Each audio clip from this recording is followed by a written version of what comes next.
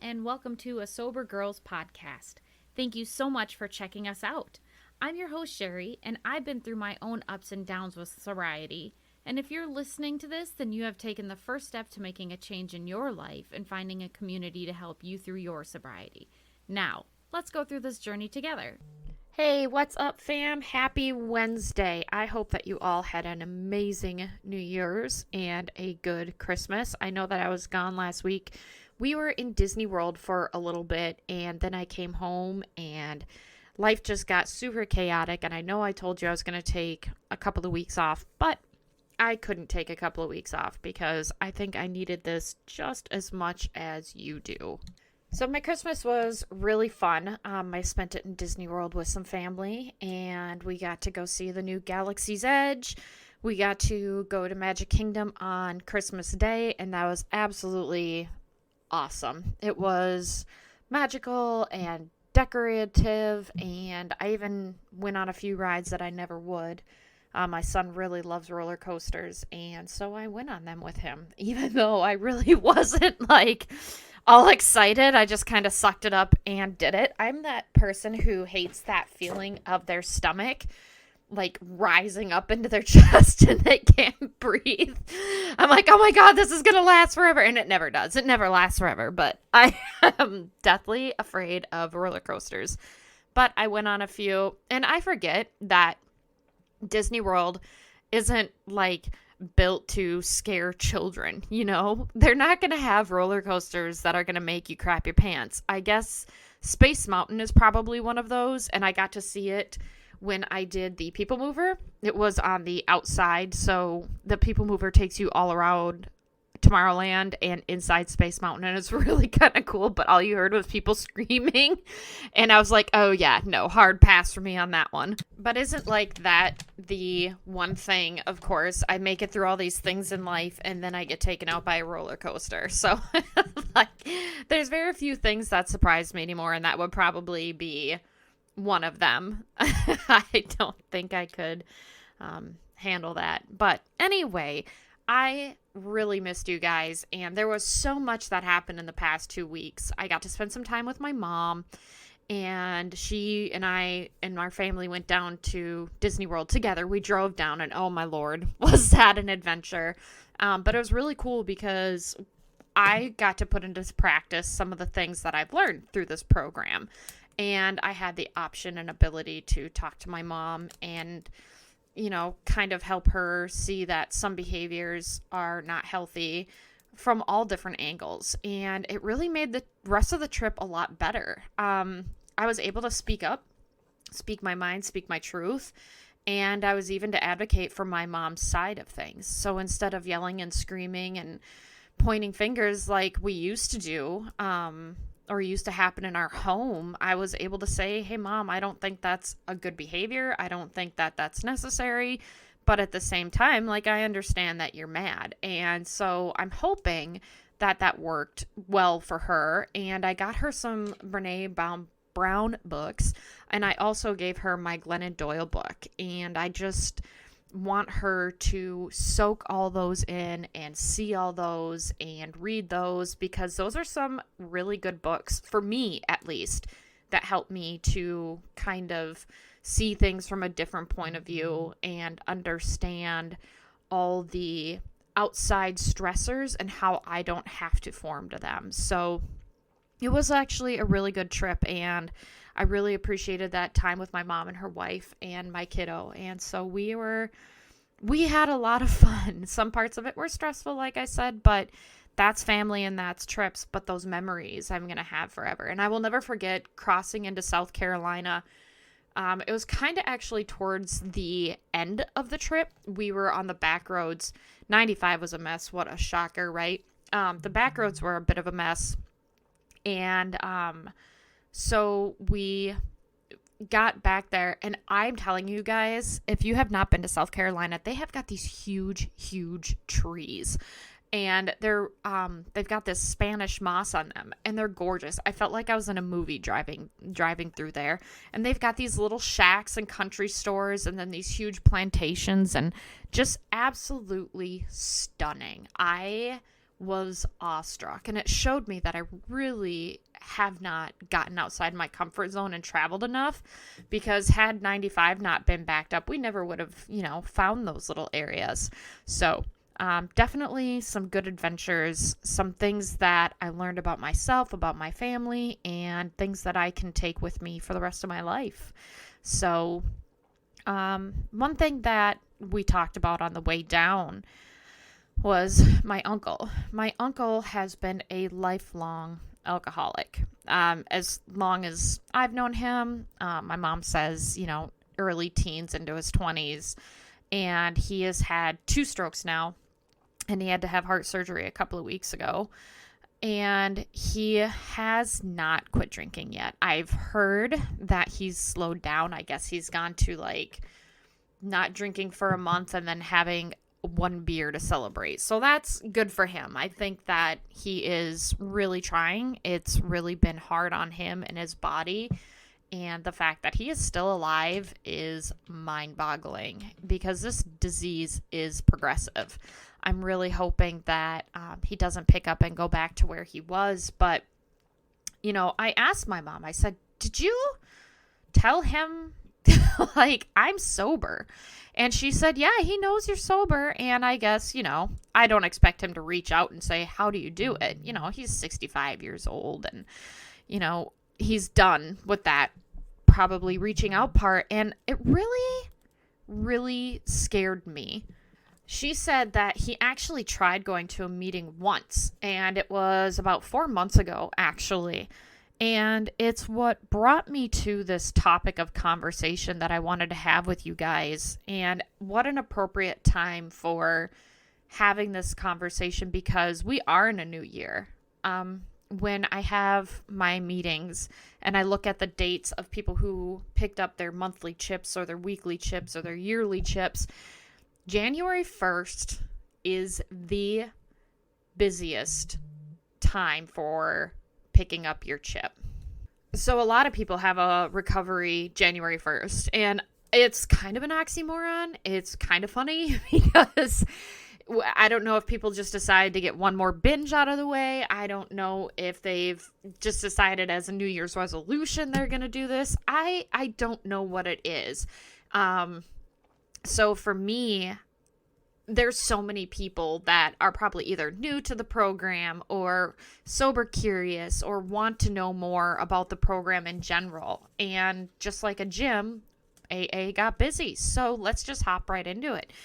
This episode is going to be on the Newcomer. And the reason that it's so important is because my uncle went to a meeting probably about 4 months ago. I think it was after his second stroke.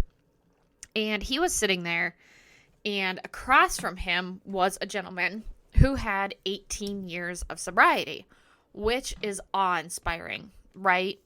18 years is nothing to shake a stick at.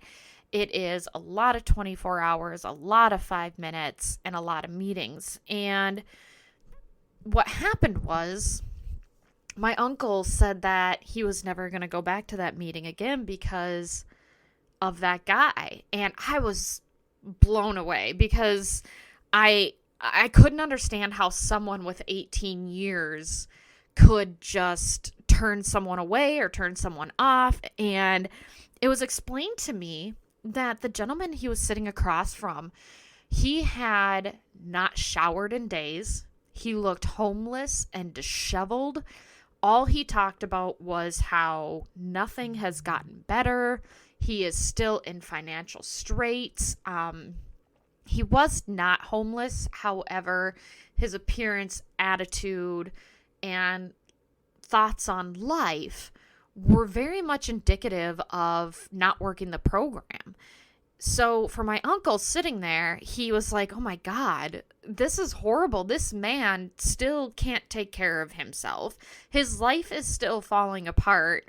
He looks like he hasn't showered in months, and all he's doing about or talking about is how his sobriety is bringing him nothing. Nothing. There's nothing good about this program. And my thought was, oh my God. And my uncle subsequently never went back. And I really don't blame him. I really don't. I have been to quite a few meetings where I've been turned off. And for me, I have kept searching. And I pray that if you have found a meeting that you don't like, there are a lot of meetings. Please, please, please keep searching. But how sad and frustrating for the newcomer to come in and want to be lifted up and want to hear that this program works. So that really broke my heart. And how we act, how we behave, how we represent ourselves is a complete resume of the program. So if you are going to meetings and you are not showered and well kempt, and if you are complaining about how broke you are and how nothing has changed for you over time, then honestly, you're not working the program. And all you're doing is turning away newcomers, because when newcomers come to this meeting, they want to see experience, strength, and hope. And at our meetings, when we have a newcomer come into the group, we always ask in the beginning, we have a script, and most meetings do. We have a script that asks, are you new to this meeting? Like collectively to this meeting. And then the next question is, are you new to AA? If you are, please introduce yourself by your first name so we can welcome you.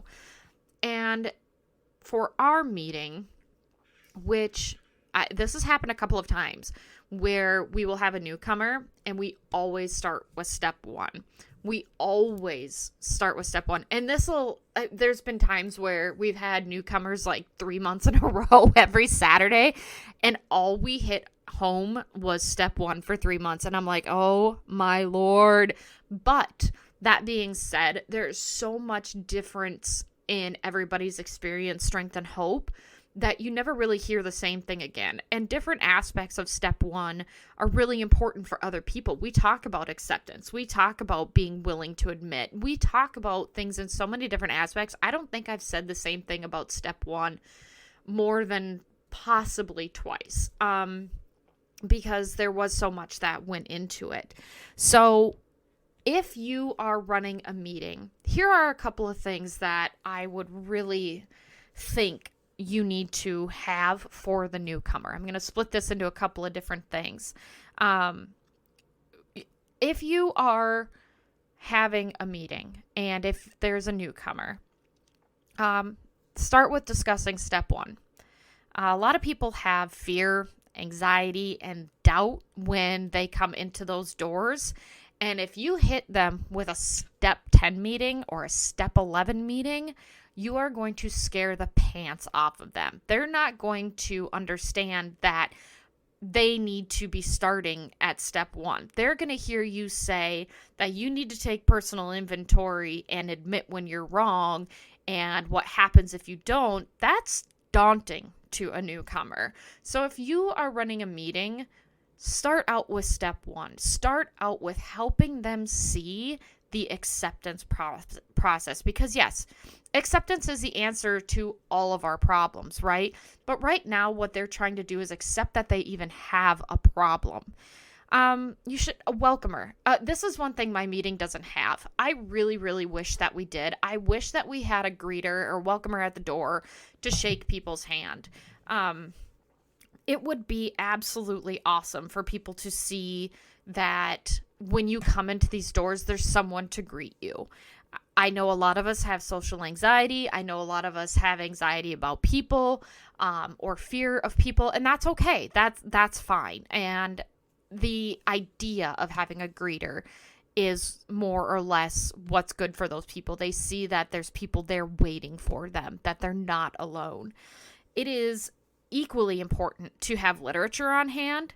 The pamphlets are free for you newcomers. If you're new to the program, we should have pamphlets at our meetings for you. And they're just little Q&As. Am I really an alcoholic? If you're at this meeting, I'm quite sure that you are. Also, we have pamphlets on if you're incarcerated or if you're a family member. There's lots of different pamphlets that you can pick up. There's also books, and I honestly think that the big books, which are $10 for resale, should be gifted to the newcomer. This is something that even if they never return, they have it, right? So we're given Bibles in third grade, and a lot of us don't crack them open, one, ever, or two, until we need it. But when we need it, we have it. And that's just something that's really, really important. I will take a picture of my big book and I will put it on Instagram for you guys to show you just how much love my book has gotten in almost 12 years. It has been through the ringer. It is highlighted. It has pen marks. It has so much in it, to include bites from dogs and bunnies. So this thing literally is the Bible, and you will hear us refer to it as such in meetings. When people come in, make sure to greet them. If you don't recognize them, greet them. If you think that they're a newcomer, if you think that they're from out of town, you never want someone to walk into a room and look around for someone to say hi to. Go over and say hi to them. Now, I am going to tell you, please, men, address the men. Women, address the women. This is not only proper, but it's also a safety thing. We are not Tinder. We are not a dating app. You want to watch out for 13th steppers. Guys, no 13th stepping. Ladies, no 13th stepping. And what is that? That means that when you walk into a room, you start getting hit on by someone who's completed the 12 steps. And therefore, that person should know better. If you build a connection with someone during your sobriety, during your rehab, that is absolutely fantastic and good for you. But for me, as a female who has had negative encounters with males throughout my life, I am not comfortable with a male coming up to me and talking to me. I am very guarded initially, and I will wait until I've watched that person a couple of times, see how they react around other people. It took me there's a gentleman in my group, I don't even know his name, you guys, and that's okay. I don't have to know his name, but it took me a couple of 3 or 4 months probably to even say hello to him, because I don't know him, and I have a promiscuous past, okay? But that does not excuse sexual assault and rape. And so I am very, very cautious around men.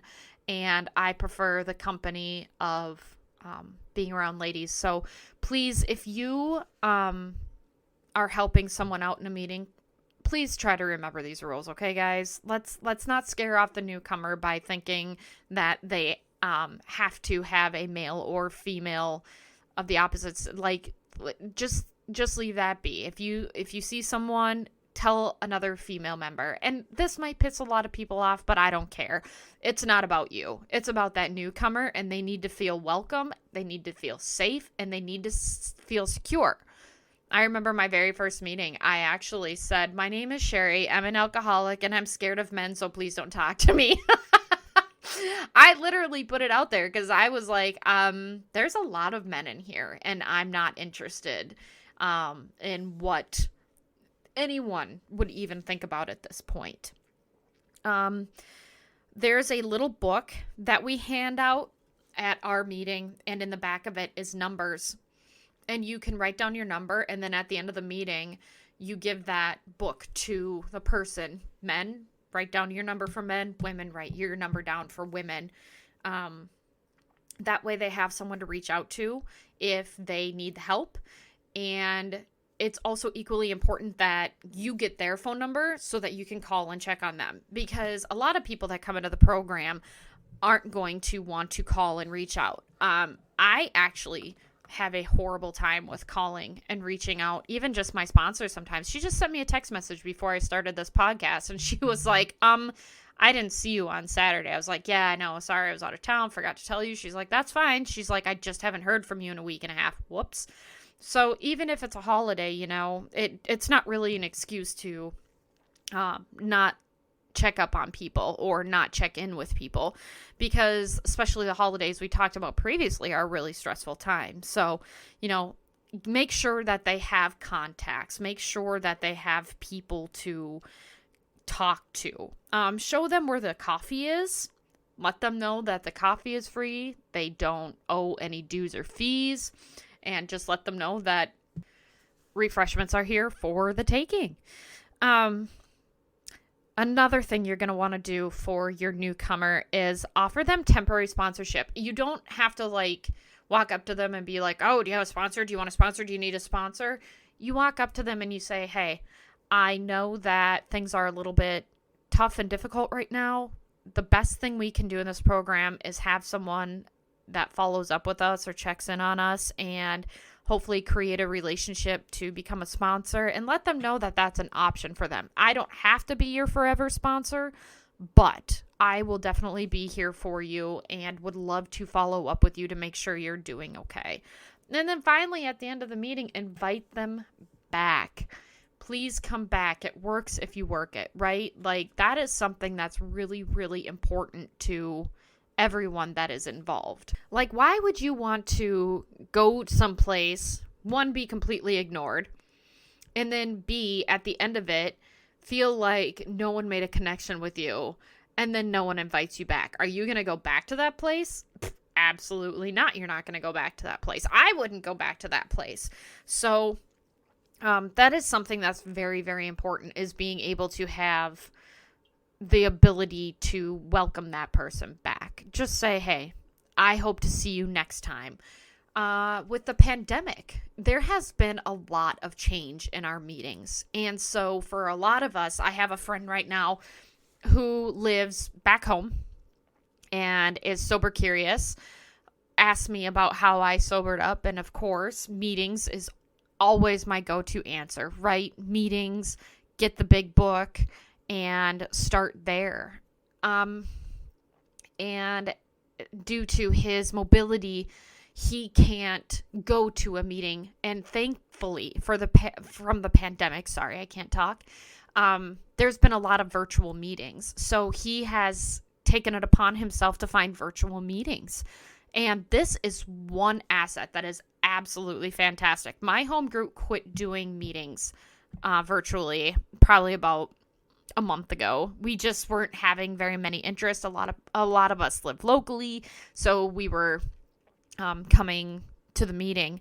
I know for me personally, if I really, really need a meeting and I can't find where I'm at, which is ridiculous, but we have virtual options now. So if somebody wants to attend a meeting and they are afraid of getting COVID or they have mobility issues, make sure that you let people know that there are virtual options. Also, this is going to sound ridiculous, but I am telling you, it makes a world of difference. There is a huge community on Twitter. It's hashtag, or the # for us old farts, recovery posse. Posse, recovery posse, hashtag recovery posse. And this community is phenomenal. There is a core group, probably about 10 or 15 people that seem to be very active, and they tend to respond well and give help and support people. Again, I know it's social media. I know it's a different platform, but there is strength in numbers, right? And that's one area that is very strong. There is also other podcasts out there. I mean, not that I want to give anyone, away. Please don't leave.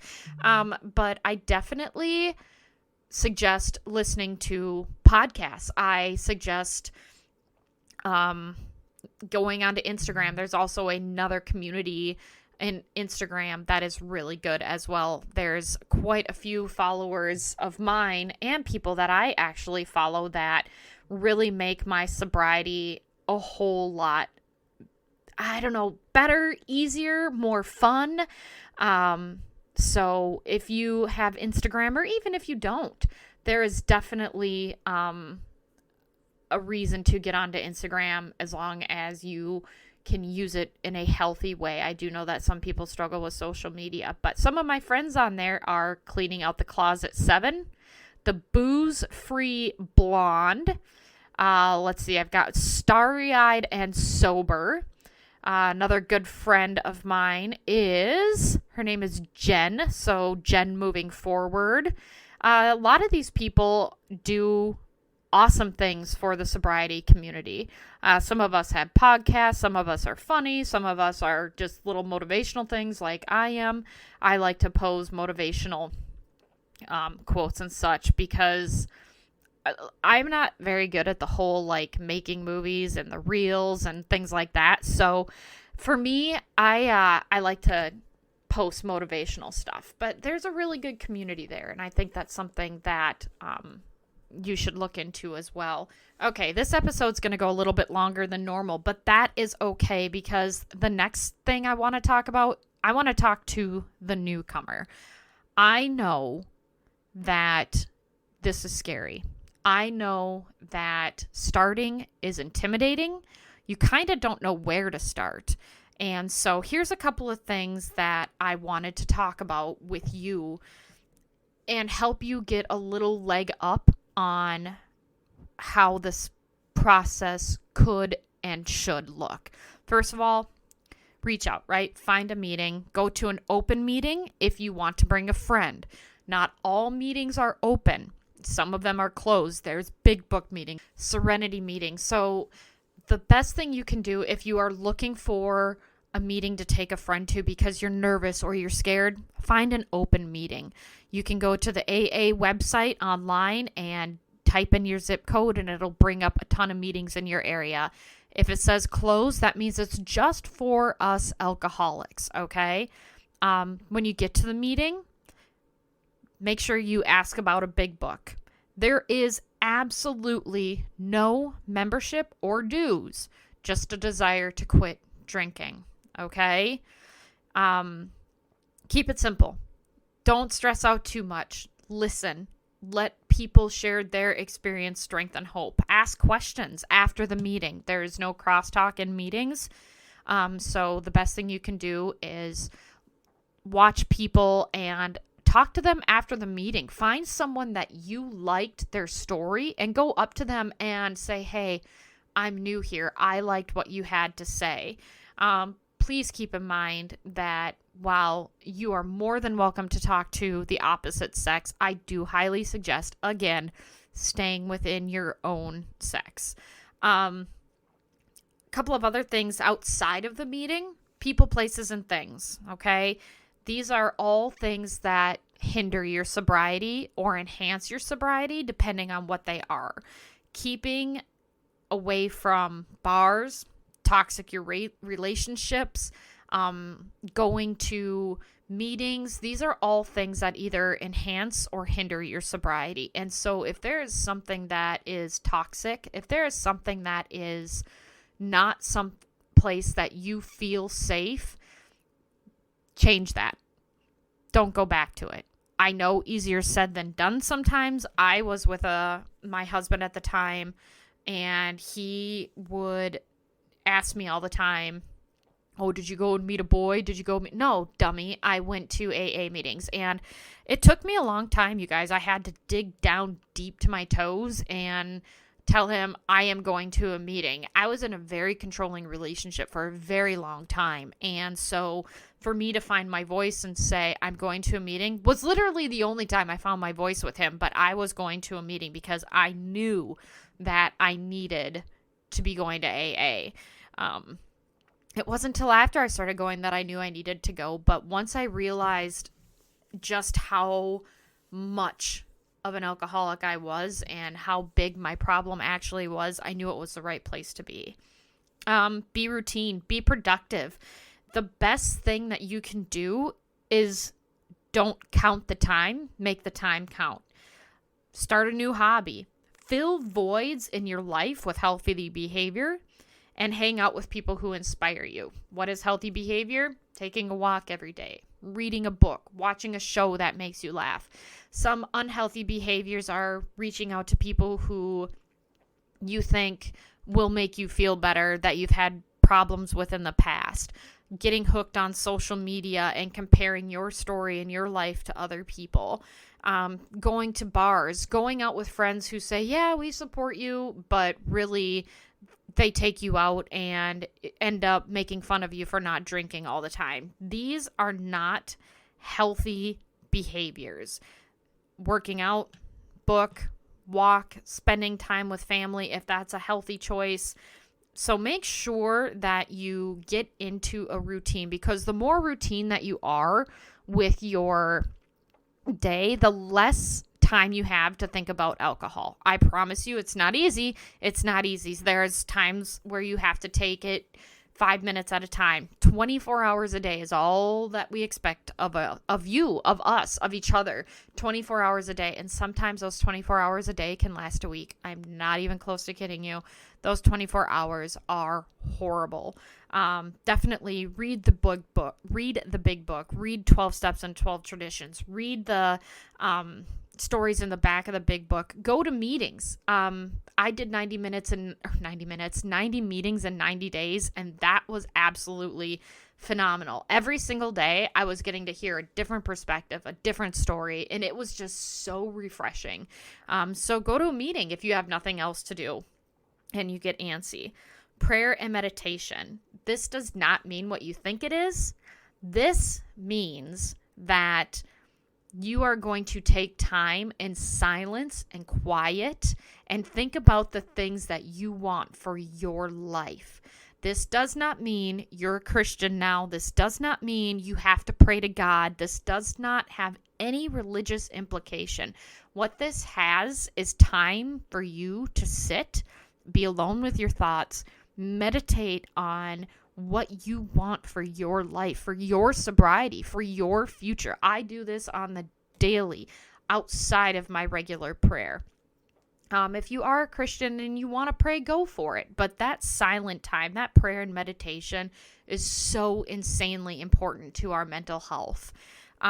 Get sober contacts when you go to a meeting or when you end up on Twitter or Instagram in those recovery program contact reaching people. Get those contacts, talk to people, stay in touch with people. Staying in touch with sober people is one of the best things that you can do. Try different meetings.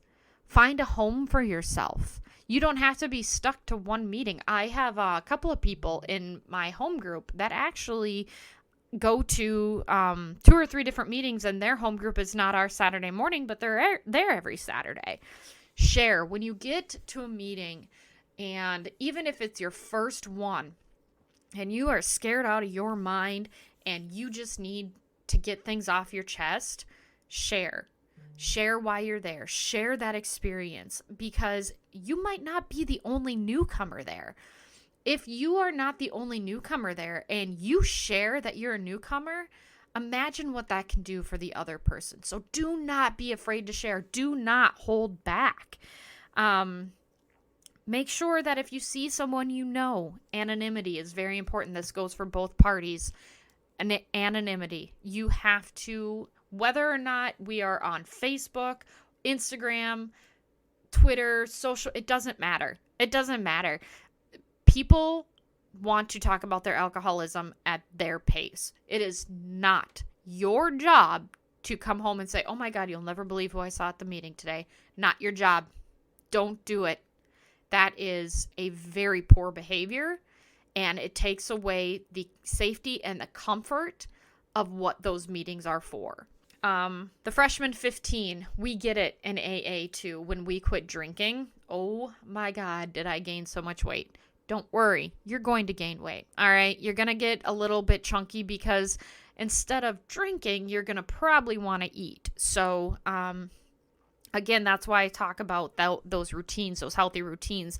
If you can get into those healthy routines and combat some of that sluggish feeling while you're detoxing, or the desire and need to just cram every piece of pizza, hamburger, and Doritos down your throat, that's something that's a big move. So, but once you quit drinking and start eating more, you will gain some weight. So please give yourself grace. Be gentle with yourself. And keep coming back. honestly, even if you drink, if you come to the meeting on Saturday morning and we've introduced ourselves, we've shown you the coffee, we've given you a white chip, we have given you a big book, and you go home on Saturday night and you drink, guess what? Come back Sunday morning. That's right. We'll give you a whole new chip for a whole new day. If you need to be a perpetual white chip collector for a while, that's fine. But the important thing is that you keep coming back.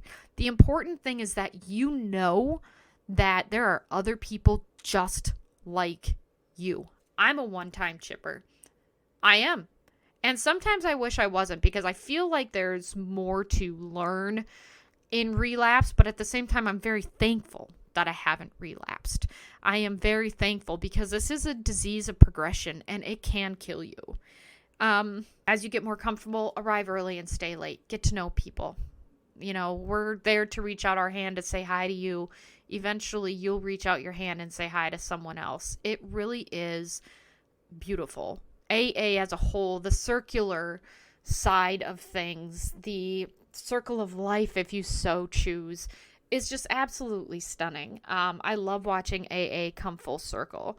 And for me, I know you've heard me talk about getting into service, and you'll get there. You'll get there. Don't let anybody push you right away into getting into service at that time. But there is going to be a time for you to get into service. Stack chairs. That's it. Get used to stacking chairs. I know that sounds silly, but stacking chairs, if you're at a place where it's not an AA building or you don't pay rent or have a special room, you know, get used to stacking chairs and help clean up afterwards. You know, small things until you get to the point where you can possibly chair a meeting or do the coffee in the morning or be in charge of literature. But the more you come around, the more you will see how we are all alike. And remember to keep it simple, 24 hours at a time. That goes for all of us, not just the newcomer. And please remember, if you are not the newcomer, and if you are someone who has years of sobriety, a year of sobriety even, 6 months of sobriety, please remember that you were once there as well. Reach out your hand. Say hi to the newcomer. Dress decent at your meeting. Don't complain about how bad life is. Work your program. You have to remember that this program is not for us. This program is for that newcomer. And how you act, how you behave is setting the precedent for people watching you. You're setting a stage for people to go, oh my God, I want nothing to do with AA if that's how my life ends up. All right. So, this has been a little bit longer of an episode. And like I said, I really wanted to talk about this because I feel so bad for my uncle who decided to never go back to AA because someone showed up disheveled, angry, talking about how the program doesn't work. Well, it does work. It works if you work it, and it won't if you don't. I mean, there's really two options. So what you choose to do with those options is up to you. Both have consequences, good and bad. But I am really glad that I got to come back and talk to you guys. I've really, really missed you. I know that this has been a very strong episode, but I hope that you were able to hear how important it is, not only for the people at the meeting to be there for the newcomer, but for the newcomer to feel comfortable at the meeting. This is for the newcomer. This is for them. Please don't forget who we are and how this program has worked for us. So until next time, you guys, I hope that you have an awesome weekend, and I will see you next week. Take care. Thank you so much for joining us on this episode of A Sober Girls podcast, where we talk about our experience, strength, and hope to give you a brighter future in recovery. Please do not forget to subscribe, follow, save, and download so you can hear next week's episode. You can also follow us on Instagram and Twitter at A Sober Girls Pod, and online where I put all show notes and information at asobergirlspodcast.podbean.com. Also, soon you'll be able to subscribe to Patreon for additional features, so stay tuned. Until next time, fam, be well.